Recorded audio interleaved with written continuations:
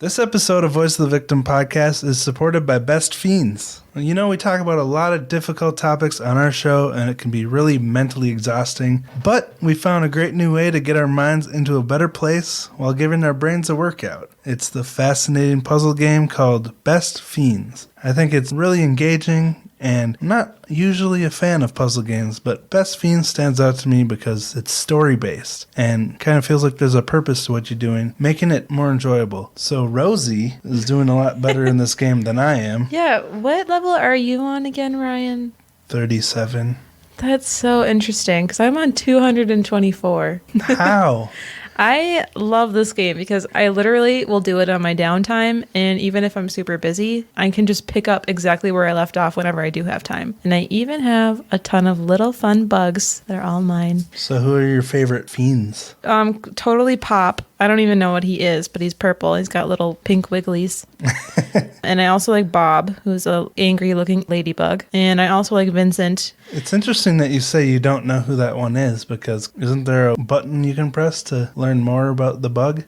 Oh, he's an axolotl. I don't know how to say it. What is that? An axolotl? Lodal? He's like a little underwater amphibian creature thing. So yeah, I think it's super much fun. Even though I don't play for a day or two, I still get my daily reward once I pop back in. I can save little baby bug slugs and then feed them carrots.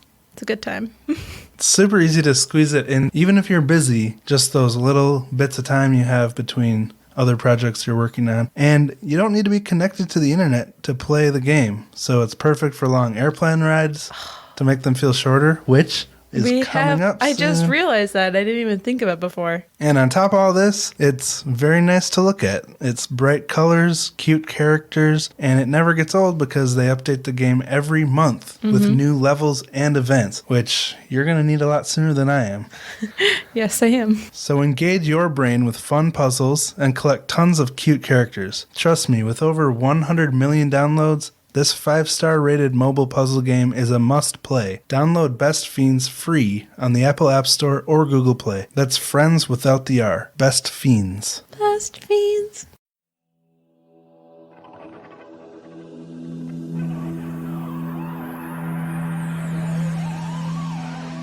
Thank you for tuning in to the Voice of the Victim podcast. We discuss a lot of sad and potentially triggering things on this show. We try to be as sensitive and cautious as possible, but if you are sensitive to things involving abuse and may be triggered, please think twice before listening to our show.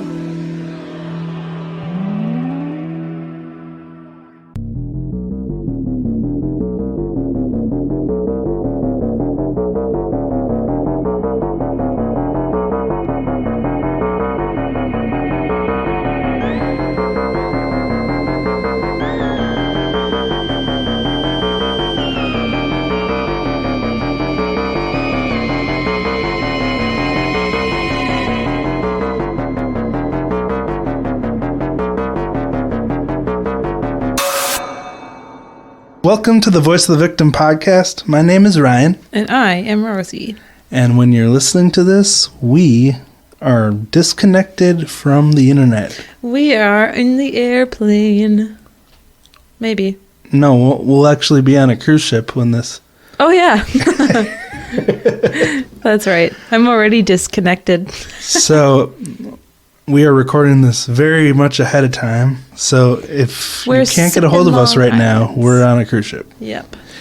Anyway, this week we're beginning our deep dive into one of the biggest, if not the biggest story of 2019, and you've all heard of it, but we're not going to tell the story of Jeffrey Epstein here. Who was that? Jeps?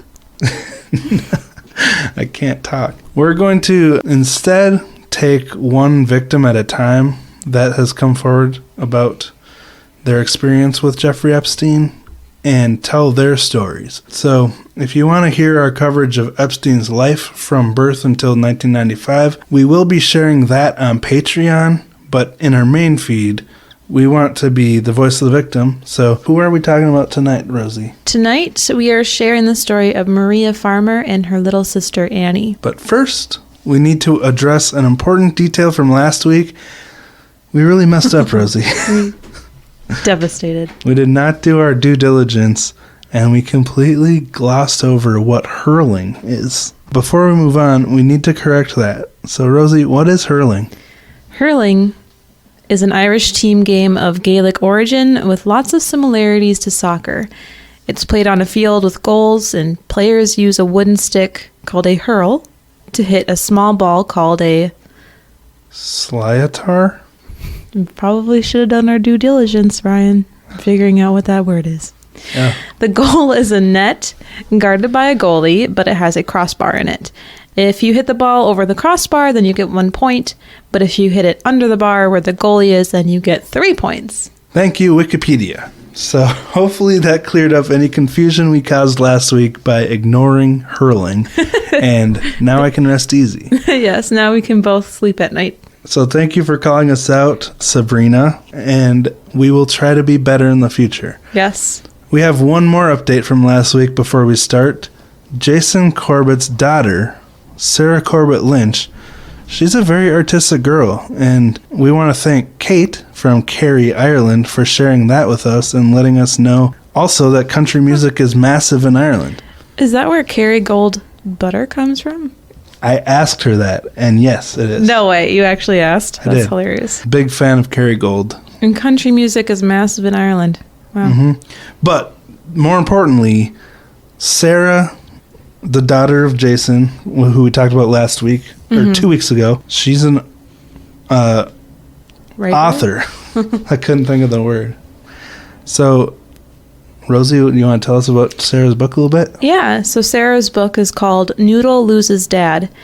On her website, sarahcorbettlynch.com, it describes the book as a collection of self-affirming stories exploring loss, grief, moving from home, blended families through her characters amidst a myriad of complex challenges faced by someone so young.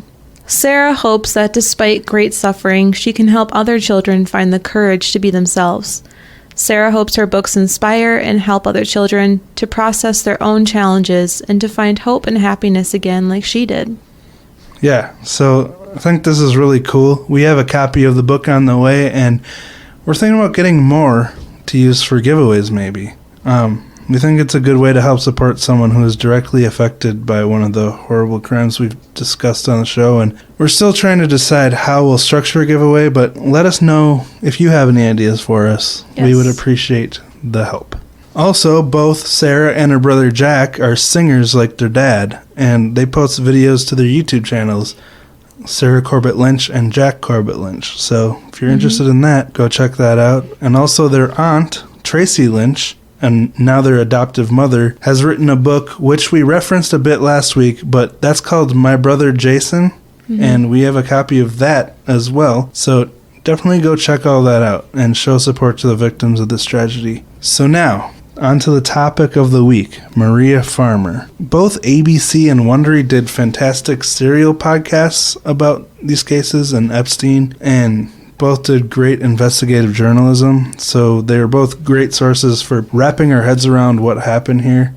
So this week we're talking about Maria. Maria Farmer was born to Frank and Janice Farmer in 1970. She had 2 younger sisters, and one of them was named Annie.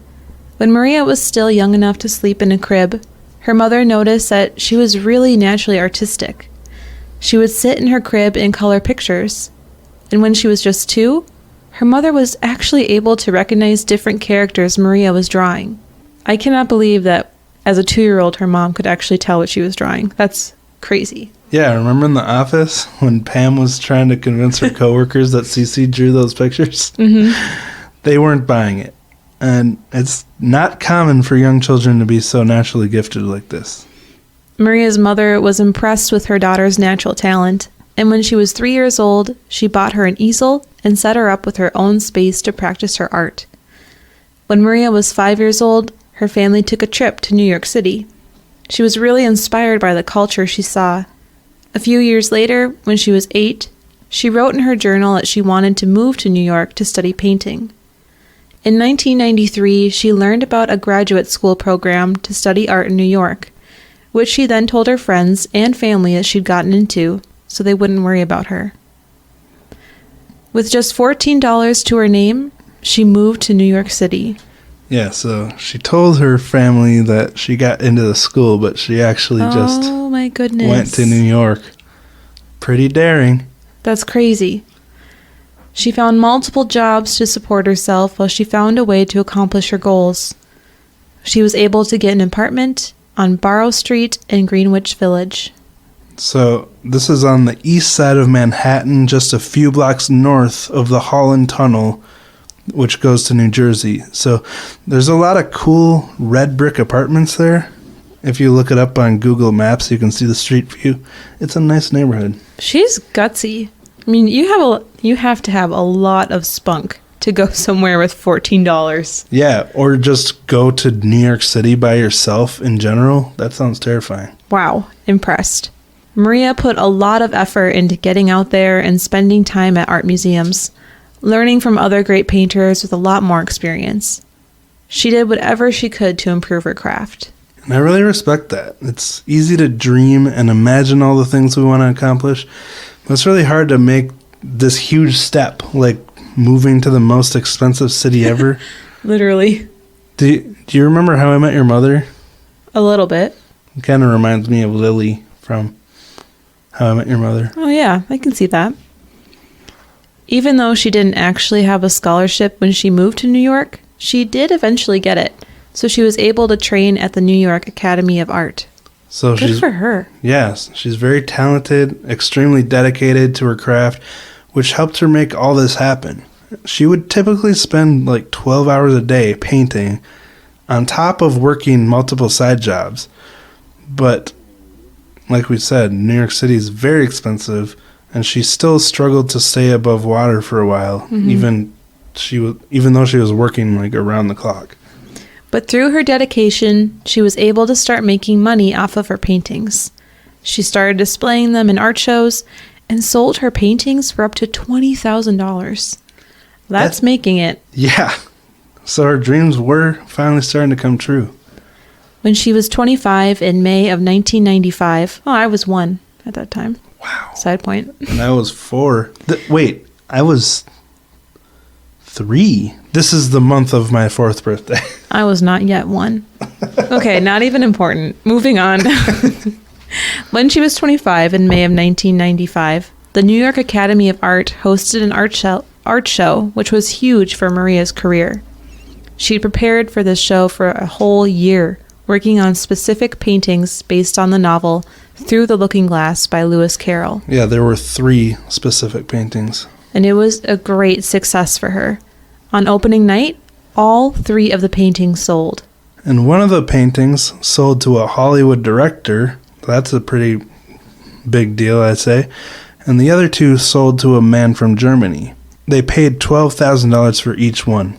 Wow. So, pretty good. I mean, I think she really earned this because she did take a lot of risk to get to where she was and invested a lot of blood, sweat, and tears trying to make this all happen. So she really earned where she was at age 25. Being able to make $36,000 in one night off of paintings. That's like a year's salary for some people. Yeah, that's pretty amazing. Really amazing. That night, Maria was introduced to 2 people who are known as important patrons in the art world. People that are a rising artist like Maria would benefit a lot from knowing them.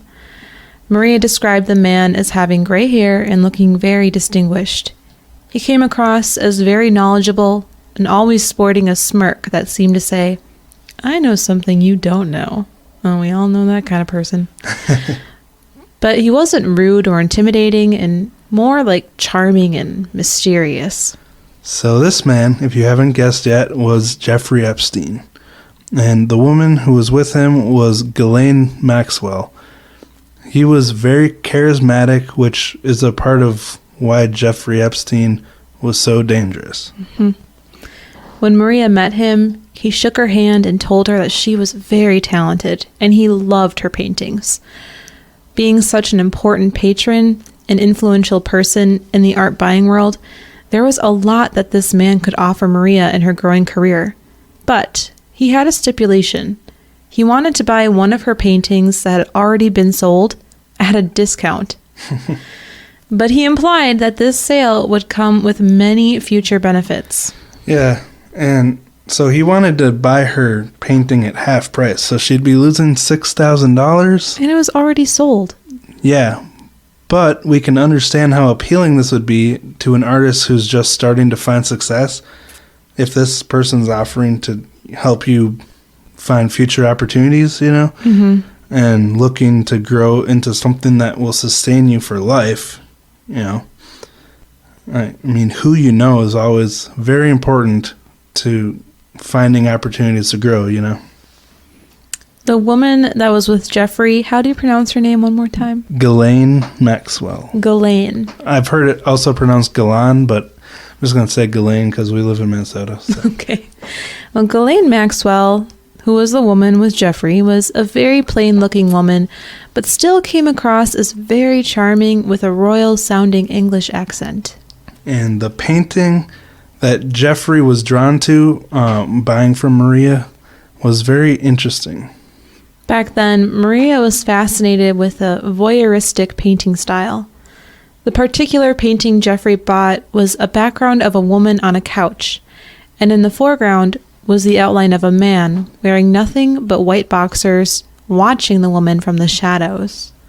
Yeah, and a lot of true crime listeners will understand this fascination. A lot of true crime listeners are interested in these oddities and curious things. But with Epstein, it's kind of foreshadowing, and we see where those interests blossom into something much more harmful. And it's kind of sickening. Shortly after this art show, Maria got a call from Jeffrey offering her a job. He asked her to meet him at the office the next morning, where he explained the details of the job. And this is exciting for Maria because it's this new opportunity.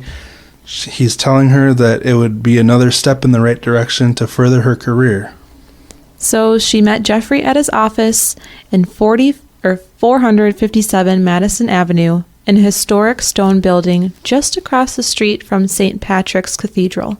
Very regal location, which would have been really cool pulling up to that place. And this is my new job. Yeah. When she got to the office, she saw many employees in a busy workplace, answering phones and typing. Everyone was in a good mood and knew Maria's name before she even met them. So it seems like a really friendly workplace where they make you feel valued. But despite the professional appearance of the office, Jeffrey came out to meet Maria wearing sweatpants and a button-down shirt. He was a lot more casual than she'd expected. He told her about a job where she would work acquiring art for him and finding the best deals she could. And she was excited about this because she thought about her artist friends that she'd be able to help out with this while also doing her job for Jeffrey and working with art. So she took it. Jeffrey seemed like a very friendly boss, easily accessible to the employees, and eager to work with them to make their jobs as easy as possible. Maria's mom, Janice, called to talk to Jeffrey about her daughter. And it was just like a typical mom checkup kind of thing, Jeffrey told her how happy he was with the work that she was doing. And he was excited about her talents and to be able to help her with her career. He came across as generous and charitable, as well as helpful to others. But on the third day that Maria worked for Epstein, she remembers an incident that foreshadowed his character. She had acquired a piece of art from one of her friends who was literally a starving artist and very much in need of the money. But several days after getting the piece, Jeffrey still hadn't paid for it. And this made Maria worry about the artist because he literally had no food. And he had the money, so what? This is confusing. Yeah. This type of thing happened several times as Maria worked for Epstein, and she got to the point where she was just done with this job and she planned to quit. So she called him and told him that she was quitting because the artists weren't getting paid. But he protested and begged her to stay. He told her he had a new idea to make her job more enjoyable. And so he offered her a new job, acting as if he was doing her this huge favor, and said she wouldn't even really need to work in this new position, and all she would need to do is be the receptionist at the front door of his home. But wait a second. His idea of fixing it wasn't even to pay the people that he got the art from? It was just to switch it up for her? Yeah, that's so how it seems. Shady. Hopefully the artist did get paid. So shady. Well, Jeffrey's home was at 9 East 71st Street in Manhattan, and it, let me tell you, was a mansion. It was 7 stories tall and valued at $77 million. It was known as the largest private residence on the island of Manhattan. And this is the mansion that we've heard a lot about in the news. Okay, this is it. Mm-hmm. So Maria started working there as a receptionist of this home, signing in visitors. And we already mentioned this, but this place was huge. Maria said that when you walk through the front doors, there was this really long hallway, probably like 2,000 square feet of just hallway. What? Leading to the desk where she sat. What? So, yeah, huge. Like the whole bottom floor almost seems like an entryway to the house. Wow. Very interesting. Everyone who visited the home had to sign in on the ledger. On the first day she worked there, he gave her a tour of the house. On the tour, he was excited to ask her to look closely at the limestone walls of the home. He pointed out little pinholes in the wall, which contained microscopic cameras. And he made sure she knew that he'd be able to watch her. Which I guess is fair if you're at work, but something really odd is that he showed her the hidden control room with all the monitors for the cameras, and she noticed that even the bathroom, including the toilet and shower, had cameras, and they were on the monitors in the control room. What? So there was no privacy for anyone in this place. Not what you want your workplace to be like. Mm-hmm. Like, can you imagine being at work and being on camera while you're on the toilet? No, I wouldn't work there. That would be terrible. She asked why he had this set up, and he told her that he just records everything and keeps it. At that point, Maria resolved that she would not be using the bathroom at work. Smart. But keep these cameras in mind in the future of this case when we talk about more high-profile possible conspirators and blackmail. But that's a few episodes away. As Maria continued to work for Epstein, she realized that she never really saw him working. She flat out asked him what he did all day. This is when he told her that he gets 3 massages every day. That's just, like, so unnecessary. I don't know, it makes me laugh. Sounds pretty good to me, but... Yeah, but is it even that great if you're getting 3 a day? You'd get sick of it. Yeah. And he then said that he would work on the phone during his massages, which, again, wouldn't that make it even less enjoyable? Mm-hmm. Strange world. He said he was a financial manager for Les Wexner. She thought it was odd that he had only one client, but Epstein told her that Wexner was the only client he needed. Again, we'll be sharing the details of Epstein and Wexner's relationship over on Patreon, where we'll tell the story of Epstein's rise and how he became who he was. Long story short, Les Wexner was the billionaire owner of many retail brands. Yes. Wexner currently owns Victoria's Secret, Bath & Body Works, the White Barn Candle Company, personal favorite, La Senza, and Henry Bendel. I think it's Henri Bendel. Oh.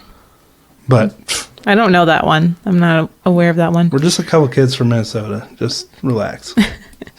Other companies have spun off of him, like Abercrombie and Fitch and Lane Bryant. Although she had many questions about Jeffrey Epstein, Maria continued to work for him because she needed the money.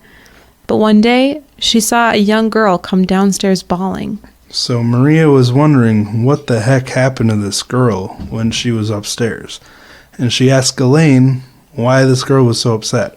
Ghislaine just told her that she was upset because the girl didn't get the modeling job.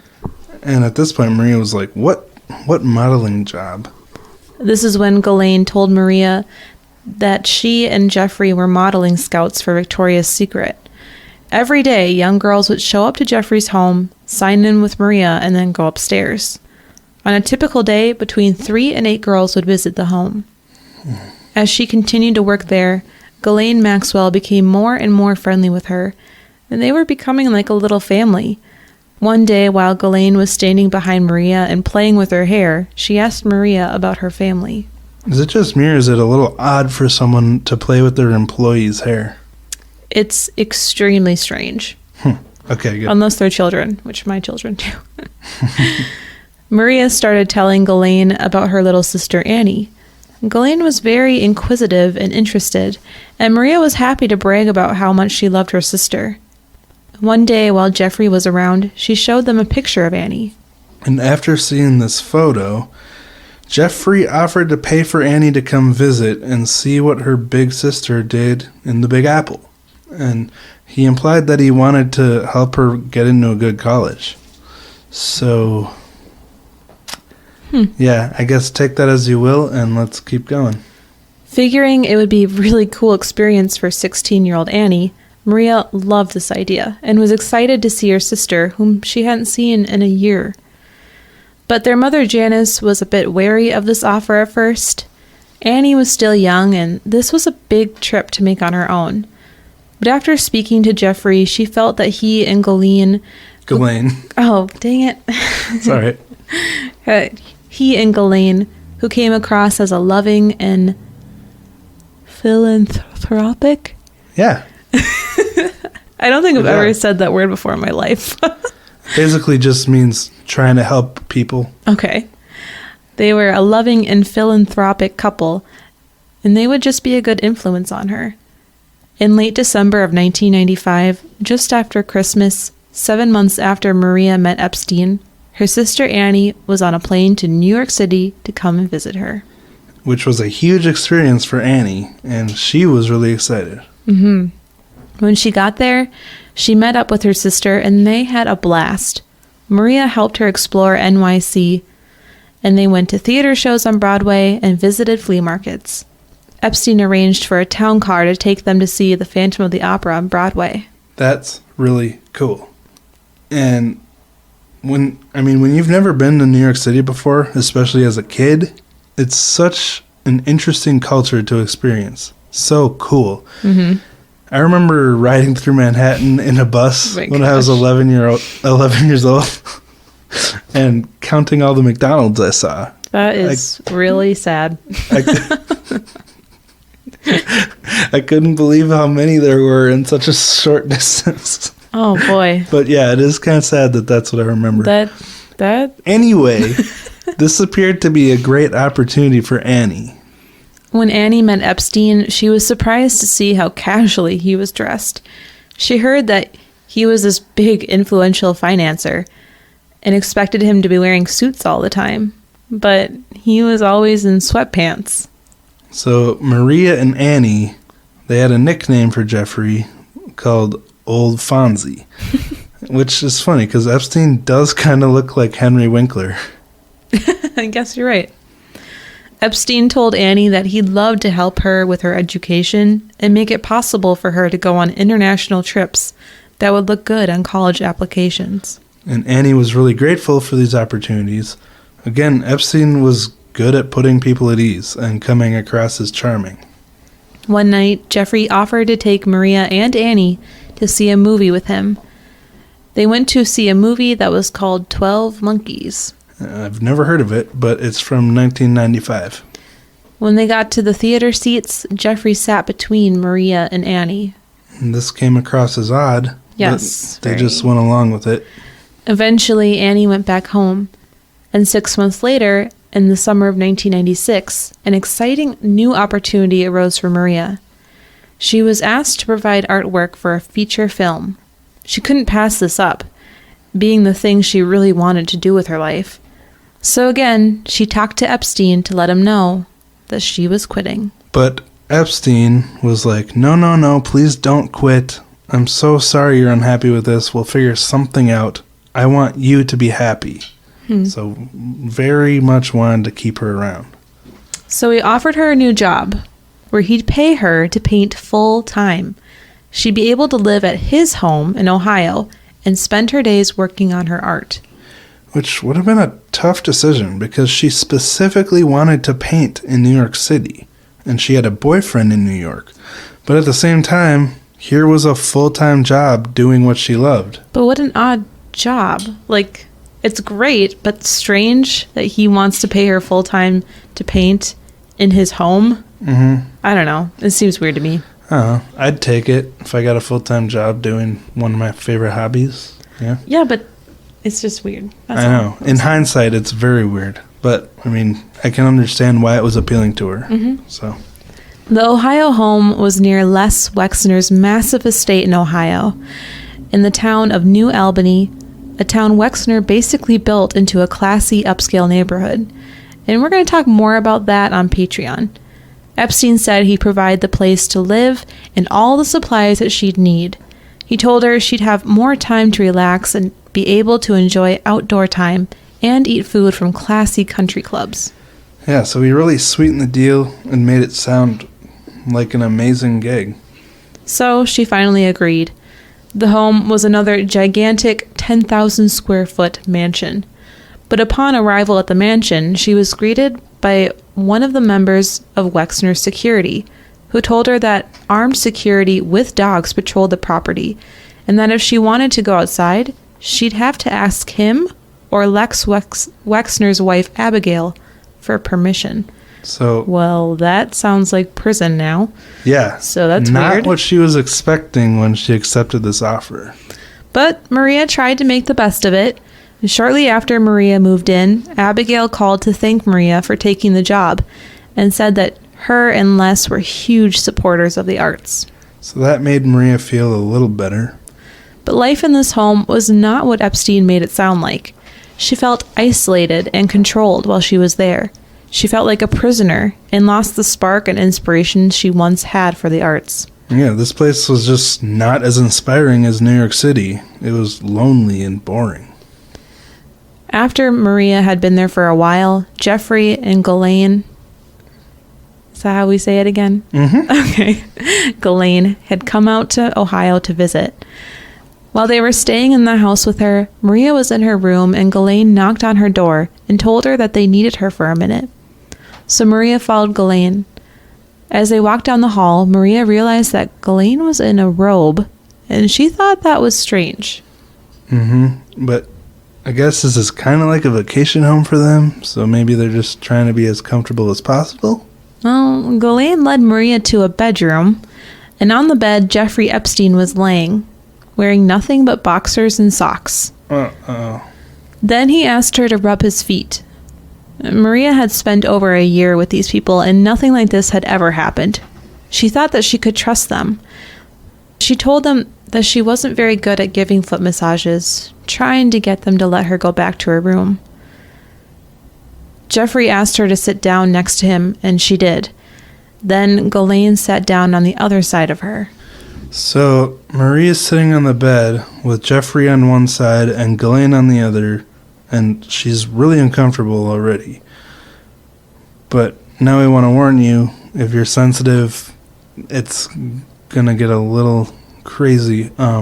They did something she could have never expected. Both of them began to violently molest her. They were trying to pull her clothes off, but they weren't able to. Maria felt trapped and started to panic and cry. Ghislaine kept telling her, "It's okay," trying to comfort their victim. But Maria fought to get away and ran out of the room. After the encounter, she had marks and bruises. Ghislaine ran after Maria, but when she got back to her room, she shut the door and barricaded it with large furniture. That night, Maria was terrified and couldn't sleep. Can you imagine that? You're trapped in this house in a state where you don't know anybody, and there's armed security and patrol dogs outside, and the people who own it just tried to rape you. This is a terrifying situation, and she probably felt like she wouldn't make it out alive at this point. Yeah, like with all the security and the dogs, you'd completely feel like a hostage. All of her power was taken away from her. Well, Maria stayed in her room all night, and when she came out the next day, Jeffrey and Ghislaine had left to return to New York. Later on, she got a call from Epstein, where he apologized profusely and offered to give her anything to make it up to her. But this just infuriated Maria, and she hung up on him. There was no amount of money that could make this okay for Maria. She was their employee, and they abused their power over her to take advantage of her sexually. They tried to rape her, and she was fed up with them. she knew that she needed to leave. She started to pack up, and while she was packing, she noticed something was missing. She had brought 3 photographs of her and her 2 younger sisters. In the photographs, she and her sisters were nude. She planned to use them as inspiration for her paintings, but when she was packing up, she realized they were gone. This makes sense to her now because she realized that these people were disgusting perverts, but there was nothing she could do about it at this point, and her focus was on getting out of that house. But it's obvious that Epstein had stolen these photos to add to his collection, which would later be discovered when his New York mansion was raided. But we'll talk more about that in another episode. So Maria finished up packing and went to leave the house, but one of Wexner's security guards blocked her from leaving the property. So how could they be okay with literally helping Epstein imprison this girl? I don't understand that. Right. So Maria called her mom for help, but Janice was in Germany at the time and told Maria to call her father. When he heard what was going on, he drove from his home in Kentucky all the way to the mansion in Ohio to pick her up. Which was at least a 4 to 5 hour drive, so Maria was being held by the security there for a pretty long time. And if I were her, I would have been so terrified that I would not be able to leave this place. First of all, good dad for leaving everything and trying to go get her. Well, you got to. Mm-hmm. And second of all, like, what were the security telling her? Like, what were their reasons, you know? Just so interesting. Yeah, that's a good question. Well, finally, the security allowed her to leave. And after this, she wanted nothing to do with Jeffrey Epstein or Ghislaine Maxwell. But once she returned to New York, she got a threatening phone call from Ghislaine, telling her that all her art had been burned and that they will burn anything she ever makes. That's quite a threat for an artist like her. Yeah. So Maria says that Ghislaine told her, "I know you like to go running on the West Side Highway, but be careful. You can get killed a lot of ways on the West Side Highway." What the heck? And she didn't even do anything. She hasn't even gone to the cops or anything. She just wants to leave. Mm-hmm. And Maria was afraid to reach out to the police because of these threats, and she felt her story sounded ridiculous. But despite that, she did decide that she would call the police. Good for her, not being scared away from it. Yeah, these people, I mean, on one hand, these people deserve to be held accountable for attempting to rape this woman, and they're threatening to hurt her. But on the other hand, it's pretty important to report stuff like this because as difficult as it is, you're helping future victims, you know? Mm-hmm. And so she did the right thing here, even though it was really scary. And Maria says they even had a key to her apartment. What? Yeah. Well, why? I mean, I understand that these things take a lot of time. There's a lot of manipulation, so we really shouldn't be shocked they had a key. Because while she worked there, over a year, they became like a little family. It's crazy stuff. Maria filed the first known police report against Jeffrey Epstein at the 6th Precinct of NYC. Precinct. Yes, precinct.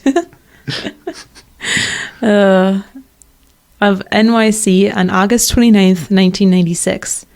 When she reported it, the police thought it was kind of funny and unbelievable, and they even laughed a little bit. Really professional. Seriously. They were upfront with her and said, "We can file a report about art theft, but there's really nothing else we can do to handle this." Seriously? There's nothing? They told her that Ohio was out of their jurisdiction, but they referred her to the FBI. Maria called the FBI that same day and gave them all the same information. But despite her best efforts, nothing was ever done for this report. So the impact on Maria from this incident was life-altering. She lost all her passion for art.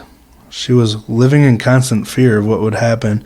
And she had gone from being a creative dreamer who was willing to do anything to follow her dreams to kind of a jaded and paranoid victim of abuse who no one would listen to.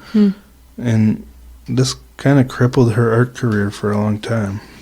Later on, Maria learned from Annie that at the night that they went to the theater to see 12 Monkeys, Jeffrey kept reaching out to hold Annie's hand. Annie really wasn't able to focus on the movie that night because she was trying to figure out why he was holding her hand.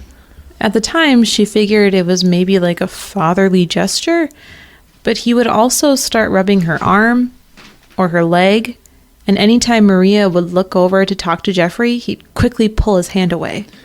Yeah, so he knew he was being a slimeball here, and Annie could see that too. But sadly, Annie was afraid to say anything to her sister at the time because she didn't want to jeopardize her sister's career.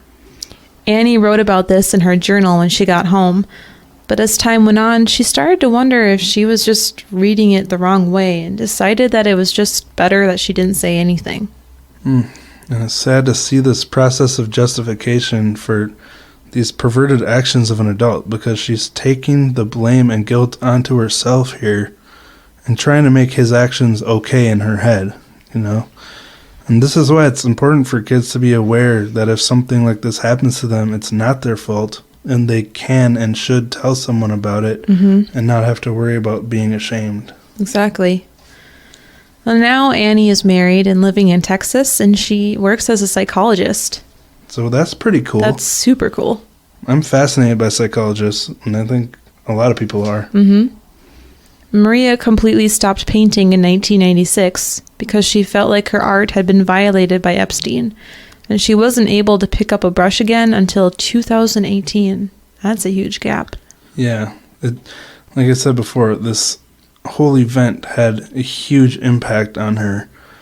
I mean, it just shows why this is so terrible, because some people will try to justify this and say, well, she didn't actually get raped, or she didn't actually get hurt, but no one listened to her, and she was hurt. Her rights were violated, and it made her stop painting for over 20 years. And she still was attacked. Yeah. She was still manipulated and used in ways that shouldn't have been. Well, I said that weird, but you know you get the gist. You guys know. And she was physically attacked. So she has her own story. She has her own feelings. We have no right to say, oh, well, nothing happened to you. Yeah. So last year in 2019, Maria was dealing with another difficult trial in her life, and I know a few of our listeners can relate to this type of thing. Maria learned that she had a brain tumor growing inside of her head. She was undergoing treatment around the time that the stories of Epstein were all over the news. And to make things even worse for Maria, her and Annie were not able to seek any type of civil action against Epstein's estate for reparations because of the statute of limitations. Stupid. The stupidest law. According to Ohio law, where Annie and Maria were abused, the criminal statute of limitations laws allow 6 years for most crimes with no limit for murder, while sex crimes, kidnapping, robbery, burglary, arson, and some other serious crimes have a 20-year statute of limitations. I will never understand how a crime that directly harms another person can have a time limit on it. Even 20 years. Especially when Maria tried to report Jeffrey back in 1996. Wow, yes, that is a really good point. I mean, she called the NYPD for help, and they just shrugged her off. And now that people are finally realizing that Epstein was a huge piece of crap, and they're actually being believed, it's too late for her. So that just does not seem fair to me. Maria is saddened when she sees the guilt that other victims and survivors of Epstein feel for not speaking up sooner. But she remembers her own experience of speaking up and being ignored, and feels that even if these girls would have spoken up sooner, no one would have listened. And part of the problem is that Epstein had his fingers in the pies of many powerful people and institutions. Epstein made large donations to many politicians and universities, and they total into the millions, so these were big donations. These donations helped Epstein create a facade. It's funny because I heard someone call it a fakeade this last week when I was listening to something. I was like, really? That's not right. It's a facade. Okay. They helped him create a facade of credibility and honor while using the trust that he got from that to take advantage of young girls. And I know he got a lot of money from selling stocks in Leslie Wexner's businesses, but I also wonder how much of his money was from other rich people taking advantage of Epstein's services if he was trafficking young girls out to these rich, powerful people. They weren't getting that for free, you know? Mm-hmm. And he had those little cameras hidden all over his mansions, which he allegedly used to create blackmail against these people. So do you think he didn't use that blackmail to squeeze some money out of them? You know? Who knows how dirty that money was that he donated to other powerful people and colleges while simultaneously bolstering his reputation and increasing his reach to take in more vulnerable girls. It's just a vicious cycle.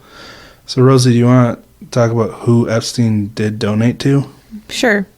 He made donations to prominent schools like MIT and Harvard. Big-time schools.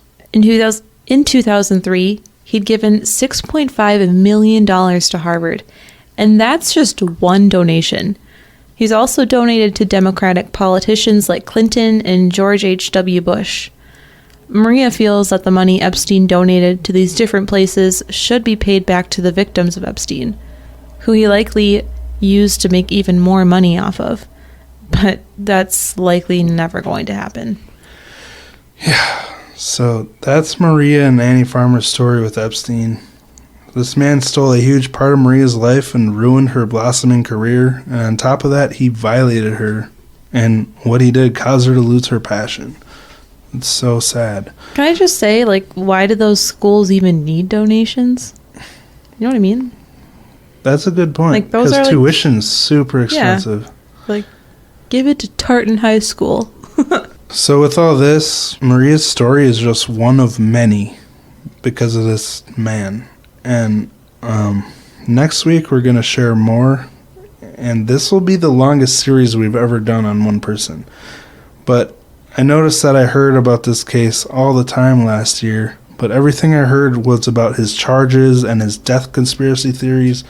I really had to go digging to find these stories of his victims. So that's what we want to focus on here, and that's why we're not titling this series like Epstein Part 1, Part 2, Part 3, and so on, but we're going to spend each episode focusing on an individual or two that was victimized by this idiot. Mm-hmm. So, do you have anything else to say before we get to the reviews? No, I'm super excited about this series. You did a really good job, Ryan. Oh, thank you. Well, do you want to read the first or the second review? The first. All right. It's entitled Obsessed. 5 stars. Says, okay, for all those taking on Ryan, go be a Karen somewhere else. Also, should we get more cat input, I'd be totally fine with it. I'm a dog walker, pet sitter, so I listen all day and laugh with you too.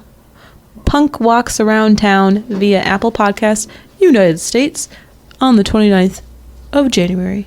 Wow, that was thorough. Thank you. Thank you so much, Punk Walks Around Town. I loved that. And so funny. actually, the person who wrote this messaged us because I posted this to our story. Oh. So thank you, Meg. We appreciate that. The next review is entitled "You Guys Rock!" Exclamation point. Says rock.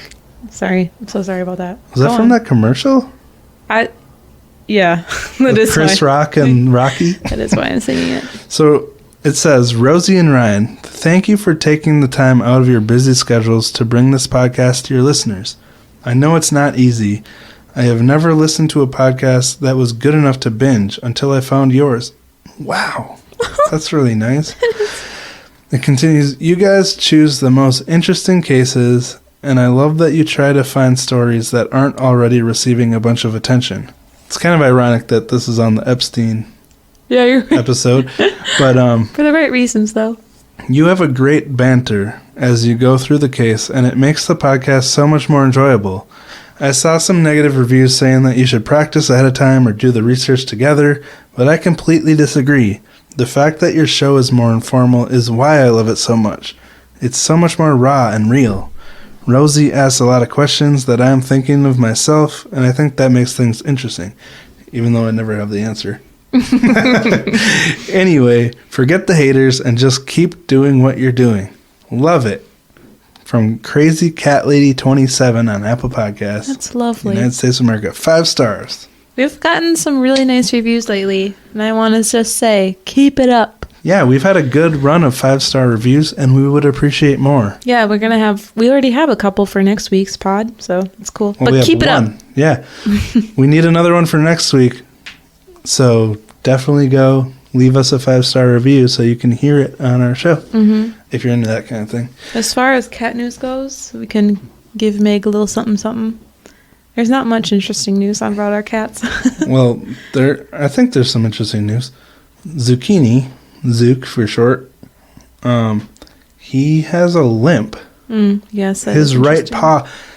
He's been walking with his right paw held up and kind of limping on his left leg. And we took him into the vet for this, like, a year ago, probably. No, it was not even a year. And now he's not limping. I just saw him walk normal on it, actually.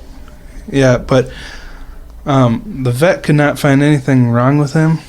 He thought maybe he has, like, cramps in his shoulder.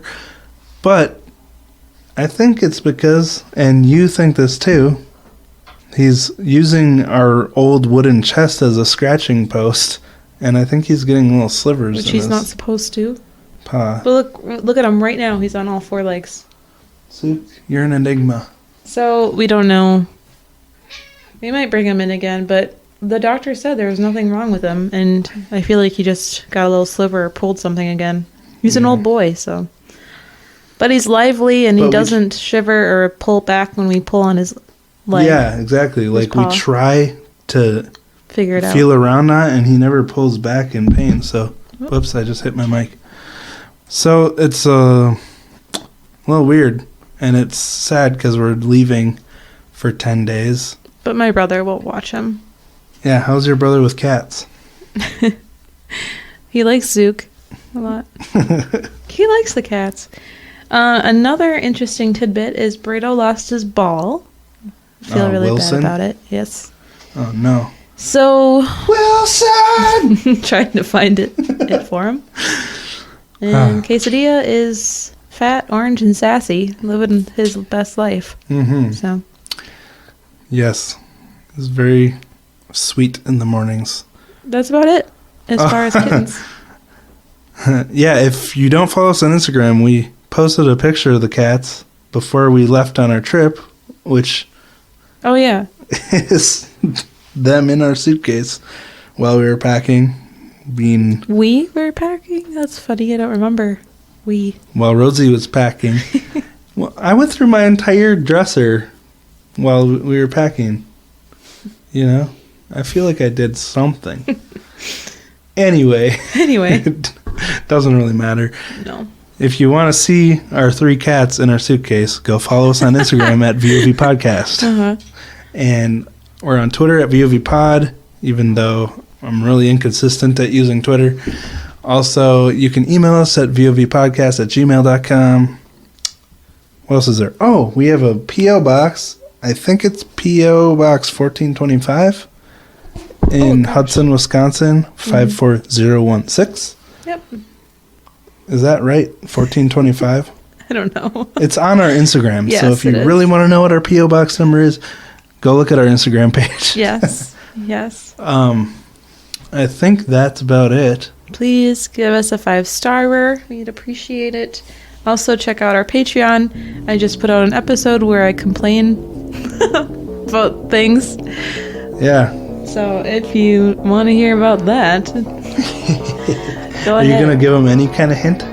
No, just in case my bosses listen. I don't know. I think that's a good enough hint. Yeah. Anyway, thank you guys so much for listening.